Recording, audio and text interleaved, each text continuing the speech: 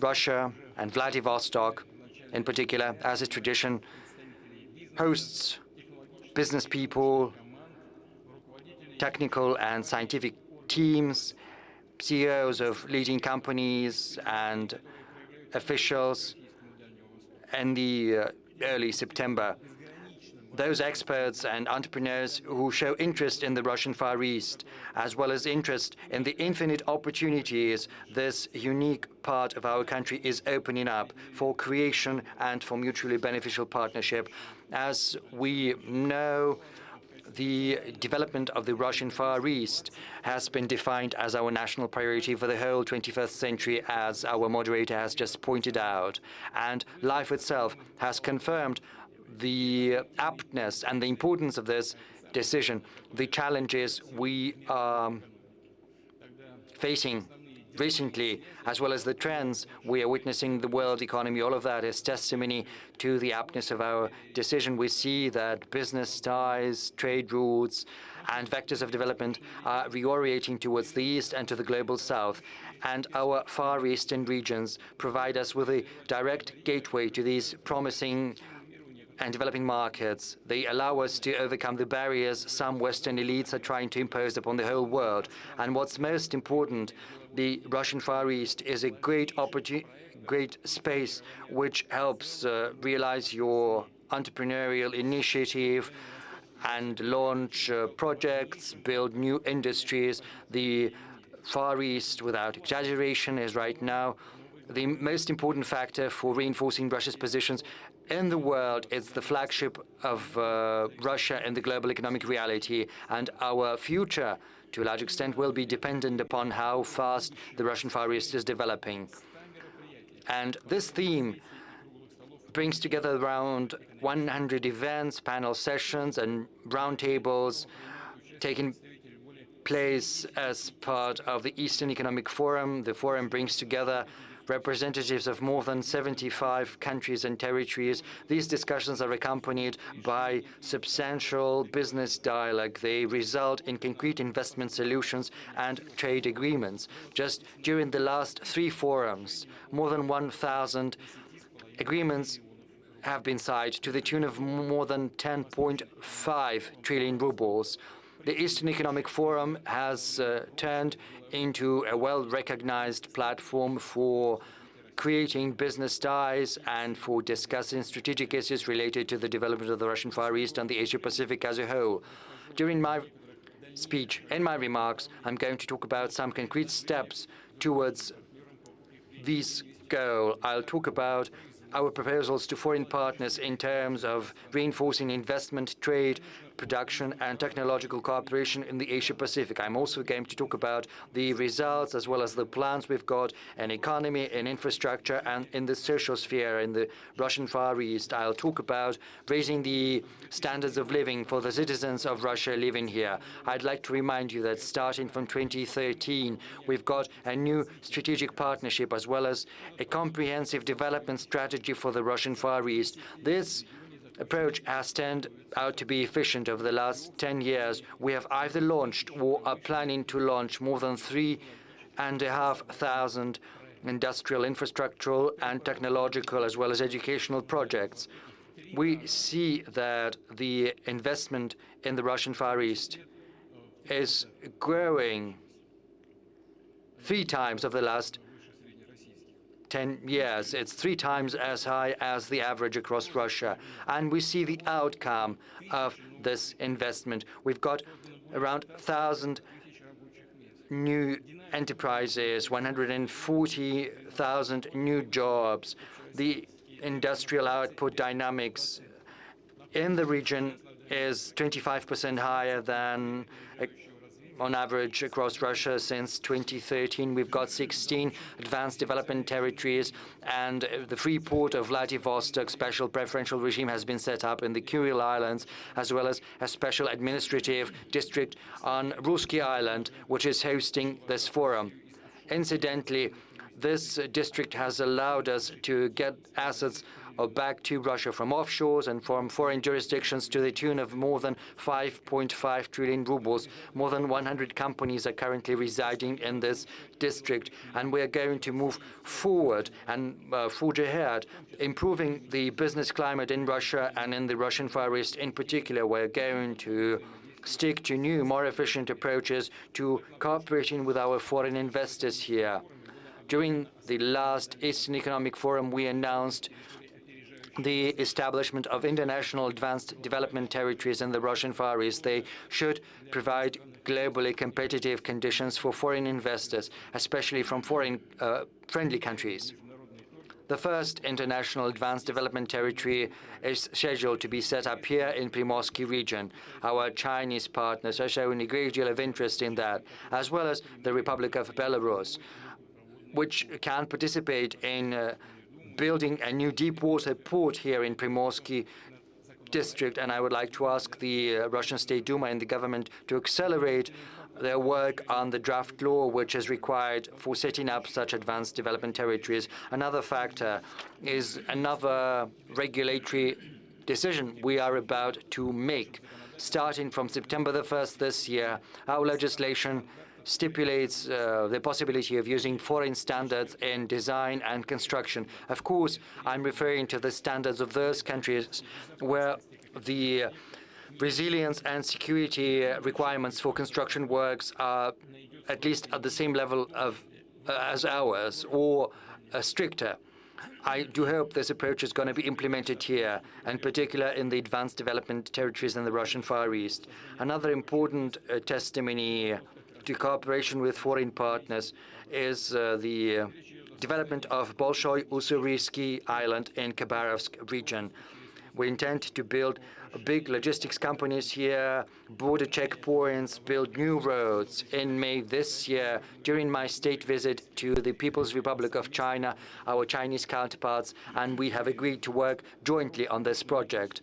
This will give a powerful impetus to the development of Khabarovsk and the region as a whole. I would like to ask the government to work through all the organizational and financial matters to start implementing this plan starting from next year, 2025.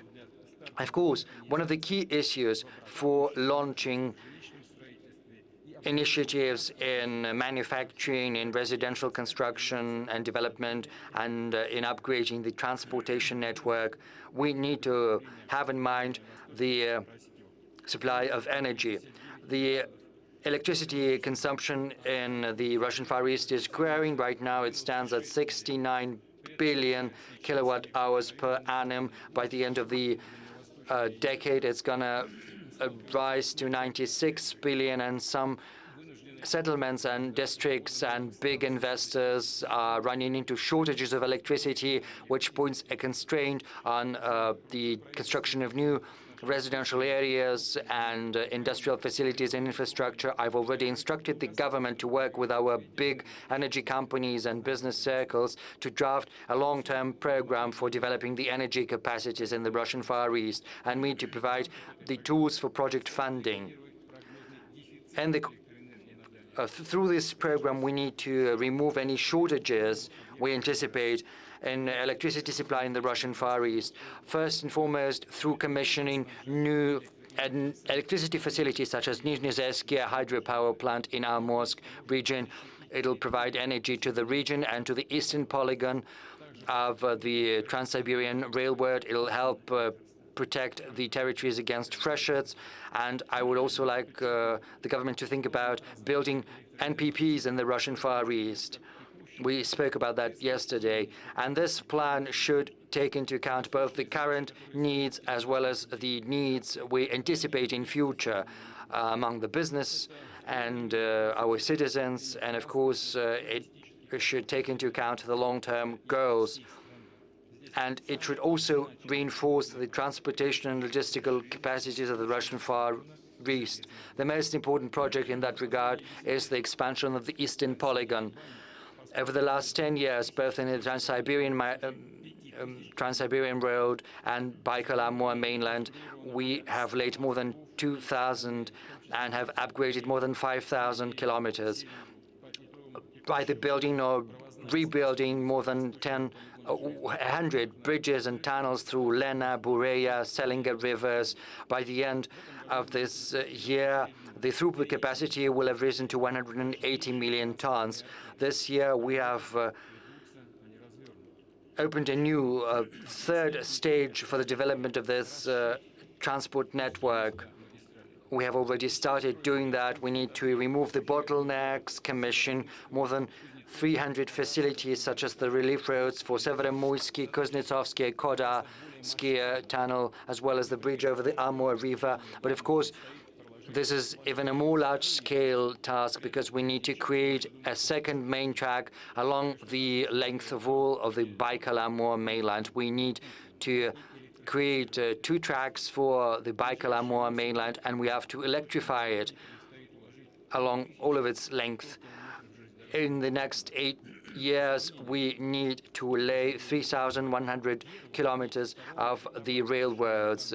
Just to draw a comparison, it's the same length that was laid when the Baikal-Amur mainland and the Trans-Siberian Road were built, and the same as was laid when the Baikal-Amur mainland was being constructed from 1974 to 1984. So currently we are building a project which, in terms of its scale, is bigger than the biggest infrastructural project of the USSR, which used to be built by all the republics of the USSR, and their forces were very strange back then. So like the Trans-Siberian Road, we need to build a new road transport corridor from St. Petersburg to Vladivostok. And I'm not just talking about increasing the throughput capacity and improving the quality, because it'll also give an impetus to internal and domestic tourism, because this road is going to go through dozens of Russian regions. There are several stages. Last December, a new road was built between Moscow and Kazan. By the end of the year, it will have stretched to Yekaterinburg and then onwards to Tyumen. There are going to be built bypasses for Omsk, Novosibirsk, Kemerovo, and Kansk. Further on, once the road has reached Vladivostok, this corridor will have stretched by more than 10,000 kilometers, including connections to border checkpoints with other countries. I'd like to remind you about the instruction I gave in my address to the Federal Assembly, namely to decrease the queues at the border and decrease the time for inspection of freight transport. It should be no longer than 10 minutes. In the railroad checkpoints, we have already reached a very good rate in terms of the time needed for inspection. In the Eastern Polygon and in other roads, railroads and roads, we have already started large-scale works, engaging professionals, engineers, designers across different regions of country. And through their dedication, they show that Russia is willing and can build fast and at a high quality, implementing infrastructural and transport projects of a national and global scale. I refer in particular to the Northern Sea route as an international logistics route. Over the last 10 years, the cargo throughput has increased by whole magnitude. Back in 2014, the cargo throughput stood at 4 million tons, whereas last year it rose to 36 million, which is 5 times the record registered during the Soviet times. We're going to improve the throughput capacity, in particular through exploring the Arctic mineral deposits, reorienting the cargo, and increasing the transit. We have a big plan for developing the Northern Sea route, building icebreakers, increasing our satellite constellation, improving the coastal infrastructure, building emergency and rescue centers to pilot these logistical routes. 2 years ago, we launched coastal voyages along the Northern Sea route. Right now, this voyage includes 14 ports in the Russian northeast, the Arctic, and the Russian Far East. Last year, the capacity of the Russian ports in the Northern Sea Route exceeded 40 million tons. This is but the beginning. We're going to increase these capacities further, modernizing the transshipment capacities, expanding the close and far distance railroad connections, which will allow us to increase the capacity of the Murmansk transport hub to 100 million tons, and then even higher than that. Our Eurasian integration partners are interested in developing Murmansk as a transportation hub. Our colleagues in Belarus are contemplating the development of port infrastructure and building their own terminals on the Kola Peninsula, and would like to invite other countries to participate in this project. And I think, and I see there is an interest there. All large-scale transportation and logistics initiatives Russia is pursuing are built using cutting-edge engineering, digital and environmental solutions, which creates an additional demand for the products produced by Russian machine builders and metal companies. It also creates a demand for the services provided by science and high-tech businesses based on cutting-edge approaches, taking into account the new level of quality of technological, economic, and educational capacities of the country. We need to pursue the strategic task of developing the Russian Far East. In particular, we need to further explore the subsoil resources of the Russian Far East, because currently all of Russian tungsten and tin, fluorite, as well as boron-containing ores are produced in the Russian Far East. It accounts for 80% of all of Russian diamonds and uranium, more than 70% of silver, and 60% of Russian gold. There are other key centers for production of these resources in Yakutia and Chukotka.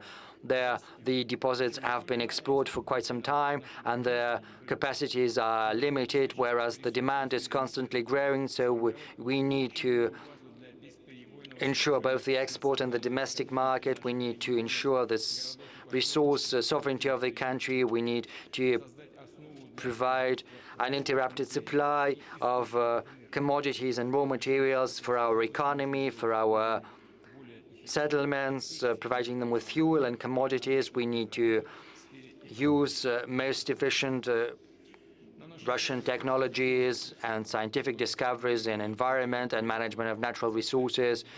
When I spoke here at the forum last year, I instructed the government to draft specific programs for surveying the mineral resources of the Russian Far East and Siberia. They should be part of the federal project, Geology, Reviving the Legend. These programs are ready. We estimate that 1 ruble of government expenditure is going to attract 10 rubles of private investors, and this money is going to be paid back, and the profits are going to be great. There's going to be comprehensive effect, but we need to do that timely, understanding the timing of the investment. So I'd like to ask the government to provide the necessary funds in the federal budget for the next triennium at a level which is adequate for the goals we are pursuing, because we need to improve the geological surveying of the Russian Far East by several times. I talk about titanium, lithium, niobium, and rare earths, which are requisite for the economy of the future. We have all of those resources available. The potential of these industries will improve the attractiveness of the regions, create new jobs, improve connectivity and logistics. The potential is great. Will help create cutting-edge creative industries in the Russian Far East, help build the infrastructure for the big data economy and AI, for piloting UAVs for commercial purposes and civilian purposes, in order to tap the technological progress potential, we will continue to improve the scientific and educational potential of the Russian Far East. This region has already launched the construction of university campuses in Yuzhno-Sakhalinsk and in Khabarovsk, but that is not sufficient for the Russian Far East. I suggest we should embark upon several new projects, such as university campuses in Ulan-Ude, Petropavlovsk-Kamchatsky, and Chita, and new batch of construction is going to be implemented here for the Russian Far Eastern Federal University in Vladivostok. It'll have all the conditions for youth entrepreneurship and business incubators. We'll also develop universities in the Arctic. Apart from Archangel campus, we'll build a similar project in Murmansk. Also, on the basis of these campuses, we will launch cutting-edge engineering schools. 2 such schools in Sakhalin and Vladivostok have already been set up. They are meant not just to train specialists for industry and agriculture, transport and social sphere, and for the AI.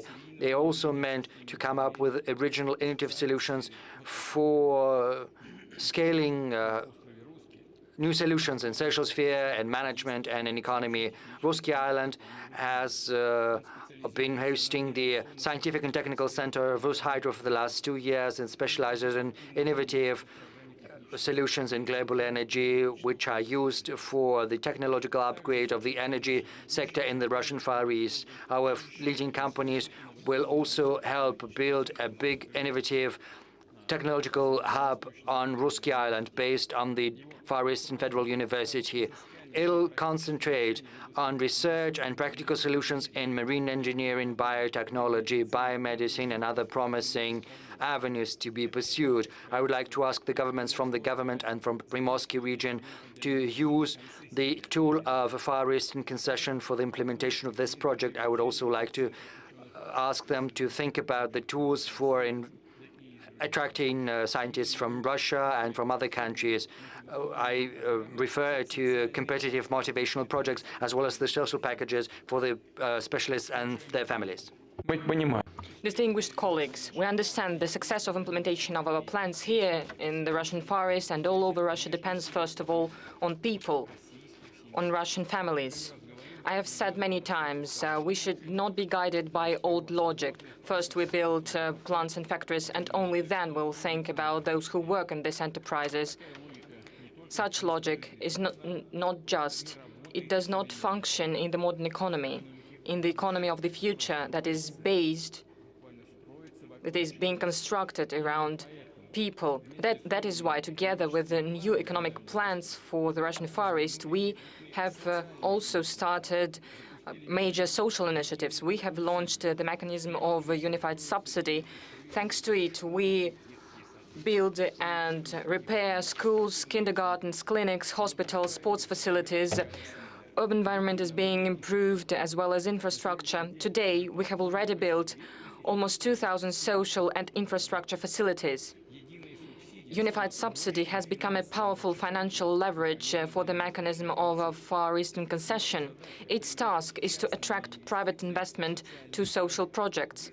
Business companies have already invested more than 120 billion rubles for these purposes, and 36 such initiatives are already being implemented. For instance, here in Primorsky region, a year-round ski resort is being built. In Ulan-Ude National Museum and Theatre, in Petropavlovsk-Kamchatsky, a new public center is going to appear. In Khabarovsk, an art museum. In Magadan and Chita, sport facilities are being built. There, in Chita as well as in Birobidzhan, urban lighting is being fully modernized. Of course, we'll continue to support the work of Far Eastern concession. We'll keep adjusting it for the benefit of citizens and for the opportunities of business. What I would like to underline as well, today, in the context of the state and private partnership, schools, airports, bridges, highways are being built all over the country. Public transport is being renewed, but the volume of such projects is not very high, less than 3% of GDP or 4.4 trillion rubles. To develop this sphere more intensively, we need to improve relevant legislature and the mechanism of work of the state and private partnership. We should make the risks for all the parties, the authorities and the business, transparent, and they should be divided in a just way. For instance, when we implement publicly important projects, knowing the experience and established practices on the projects of technological sovereignty, I propose that the Corporation of Development VEB.RF be one of the obligatory participants of the projects in state and private partnership. The corporation would control the system of risk allocation. It would confirm the benefit of the project for the state as well as for the business. We have already spoken about this with Sergei Ivanovich, and the corporation is ready for that. The same goes for the project of financing, project financing factory that stimulates private investment. So I ask the government, together with VEB, determine the specific parameters and scale for deals in the context of state and private partnership that should be implemented with the obligatory participation of the VEB. Going further, it's important for the private investment to be attracted, having long-term plans of development of industries and territories, as well as our settlements, cities, towns and villages for their comprehensive development. That is why we actively promote principally new instrument to improve the quality of life of people. They are called master plans. Many people know about it. Our Russian colleagues mostly know about that. We have already confirmed such plans for 22 administrative centers and urban agglomeration of the Russian Far East, where more than 4 million people live. For instance, for a satellite city of Vladivostok, this master plan will unite in one logic of development a whole agglomeration of Vladivostok, Artem, and Nadezhdinsky district. And we should start implementing it since the next 2025 year. What is the specifics, the meaning of and the approach of these new master plans? We need to see what was done before on the local level. Economic and urban planning authorities were not interacting effectively. Economy, business were developing by themselves mostly. Construction, utilities, social infrastructure were separate. As a result, disbalanced decisions were made, and urban spaces were also disbalanced. Now, the region and local administrations have had a series of discussions with the residents and business. They have found problems, determined the potential on all the fields of development for every city, and there is an individual long-term model for every city. In fact, in the context of one document, we have the concept of social, economic, and spatial development for every city, with commissioning of transport, utilities, energy, and other kinds of infrastructure. And I'll repeat, the integral task here is to improve the quality of life of citizens. This is our goal. The most part of the events of the master plans in the Russian Far East are already designed, but I need to say right now that 70 facilities will be commissioned until the end of this year, and then the pace of implementing these master plans should be increased.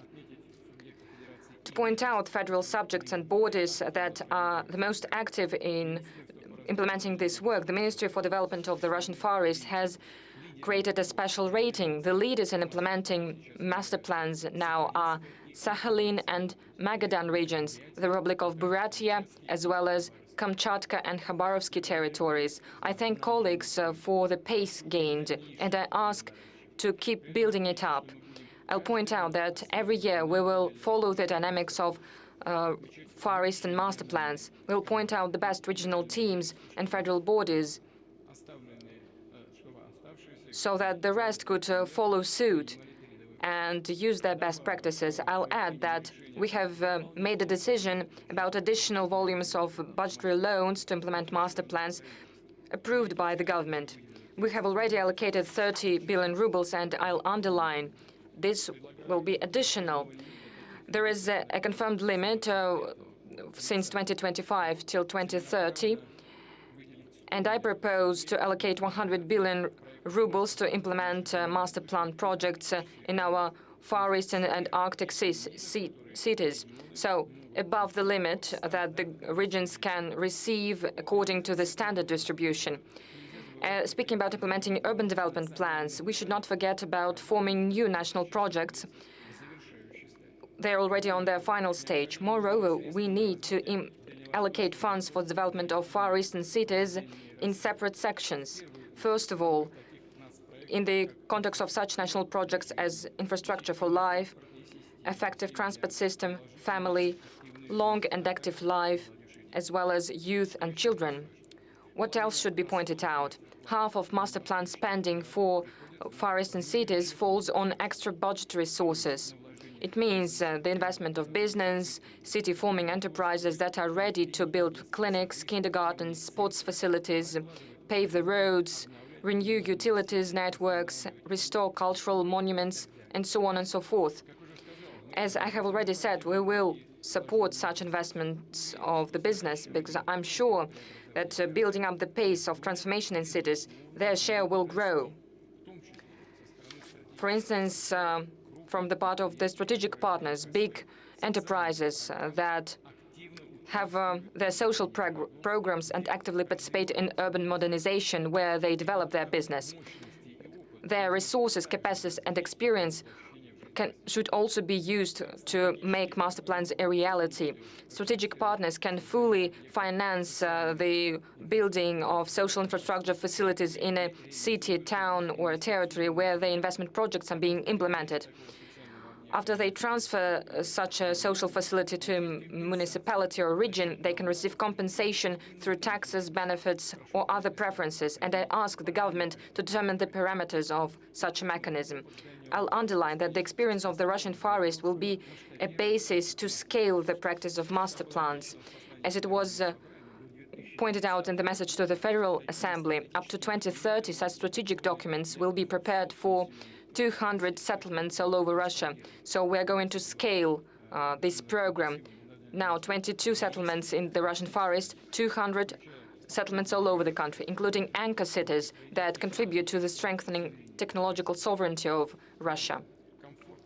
Going further, comfortable urban environment and social infrastructure are an integral part of modern comprehensive residential development. Far Eastern investors implementing such projects have a right for preferences of the territories of advanced development in the context of the Far Eastern District instrument. Now it is being piloted in 7 regions. We plan to build 1,800,000 square meters of housing where almost 7,000 people are going to live. In the recent 5 years, the volume of annual the annual number of housing being built in the Russian Far East has doubled, and by the end of this year, we expect commissioning of 5,600,000 square meters of houses. Important determining role is being played by the Far Eastern mortgage. As you know, we have distributed it also for the participants of the special military operation. The loan at a record low 2% rate can be used by young families where parents are less than 36 years old. Moreover, this Far Eastern Hectare program can be used by employees of the enterprises of defense and industry complex, teachers and doctors. The same goes for those who live in the Arctic regions. And we are going to prolong it till 2030. I know that there were discussions in the governments about the terms of such mortgage in the future, and I propose to put a stop here and preserve the rate for Far Eastern and Arctic mortgages without change, 2% per annum.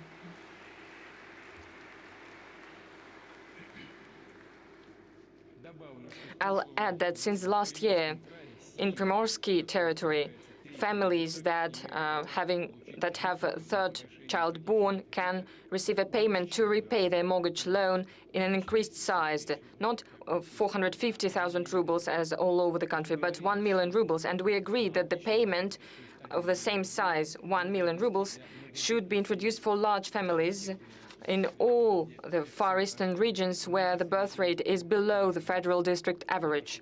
And I ask colleagues to expedite the adoption of legal acts for this measure to start functioning since the 1st July of this year, saying retrospectively. And separately, I would like to dwell on very important issues for our families, for our citizens who live far away from the big land, in remote and small cities and villages of the Russian Far East and Arctic. Our task is to ensure regular, uninterrupted supply of these settlements, reduce the time and cost of cargo delivery.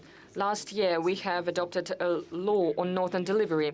Now we're planning everything in a centralized way on a federal level, and it is being implemented and coordinated in the regions. The transportation and maintenance of cargoes, of light support cargoes, are being prioritized. The supply and delivery of the northern delivery can be supported by budgetary loans. We're also going to develop the anchor transport logistic network of northern delivery, including highways, railway stations, sea and river ports and airports. Since the next year, the United Sea operator of the northern delivery is going to start working.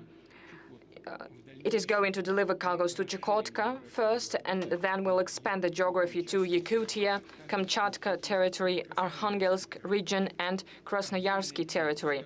Another topic goes for the medical servicing of citizens who live in remote cities and villages. There are settlements in the Russian Far East where you can go only by railway, and they lack doctors for medical and professional examinations to provide medical help. Since September this year, 5 Far Eastern subjects of our federation, and the next year in the 8 subjects, a mobile consultative and diagnostic center is going to operate. In fact, this is going to be a train, and it will be a real modern clinic and a pharmacy on wheels with cutting-edge equipment and doctors that are going to conduct different kinds of researches. They'll consult with their colleagues from the leading scientific centers of Russia. They'll use AI technologies to form medical reports. And of course, they'll provide professional help, because all the citizens of our country need access to medical help, regardless of where they live. And I would like to thank RZD company, all the doctors, nurses, railway professionals, and other professionals that participate in this honorable and really needed project. And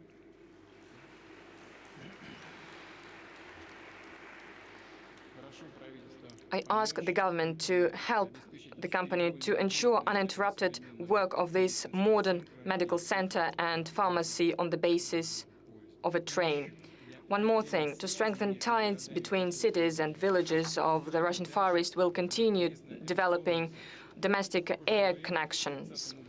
By 2030, as already said, the number of passengers in domestic flights in the region should grow up to 4 million passengers a year. I've already instructed the government to approve the corresponding plan of specific steps and events. Its preparation has prolonged, so I ask to make all the necessary decisions rapidly. Another important issue is the aircraft fleet. We need to build our own planes that should be reliable, of high quality, and we need the big numbers.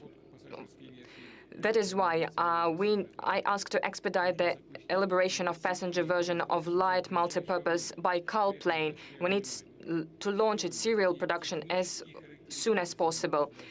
And the cost and technical characteristics of the plane should be competitive, so that the price of the flights would be accessible for citizens. If the situation is different, then we need to subsidize it.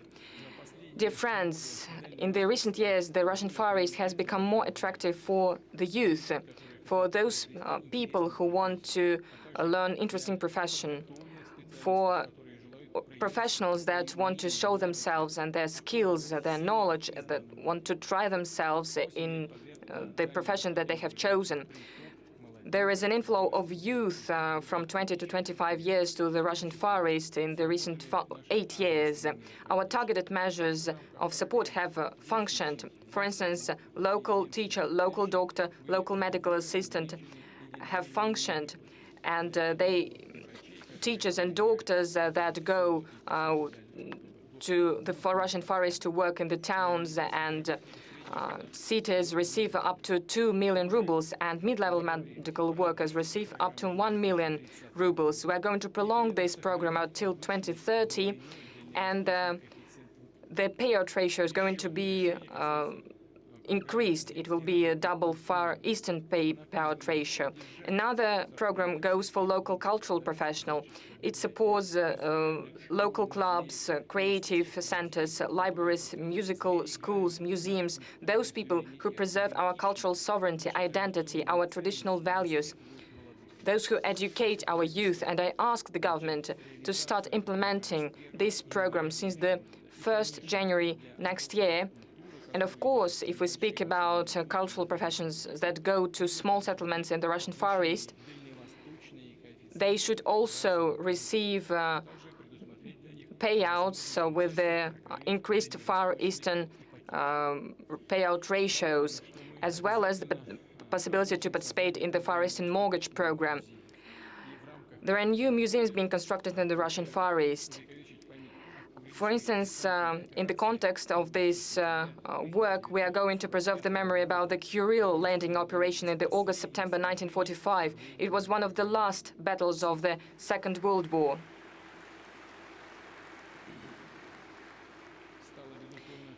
It has become the symbol of the courage of our soldiers and officers that defeated the fortifications of the enemy that seemed impregnable.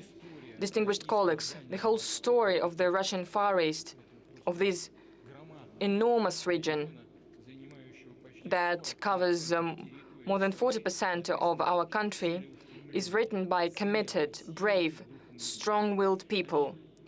They explored and protected these lands. They preserved the traditions of indigenous people. They opened new places on the map of Russia. They built cities, factories, they paved the roads, they found deposits. Our predecessors that developed the Russian Far East were dedicated to their cause and to our fatherland. And the love for the motherland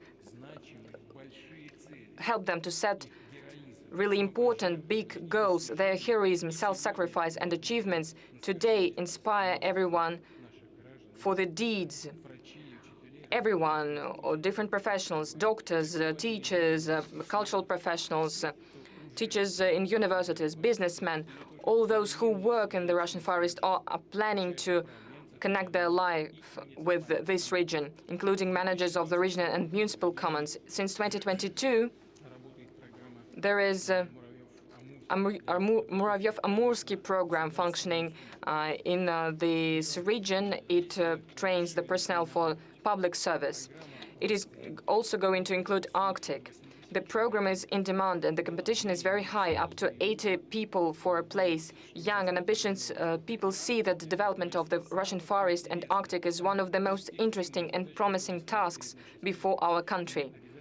That is why we're going to prolong Muravyev-Amursky program until 2030. I'll repeat, together, the authorities of all the levels, business community, public organizations, citizens, need to participate in implementing new national projects and programs for them to receive a wide Far Eastern dimension.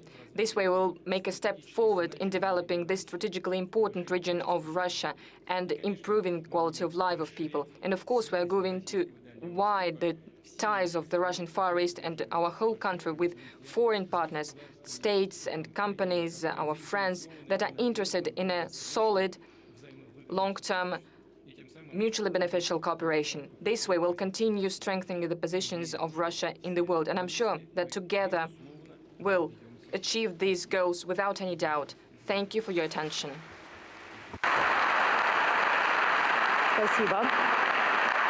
Thank you very much.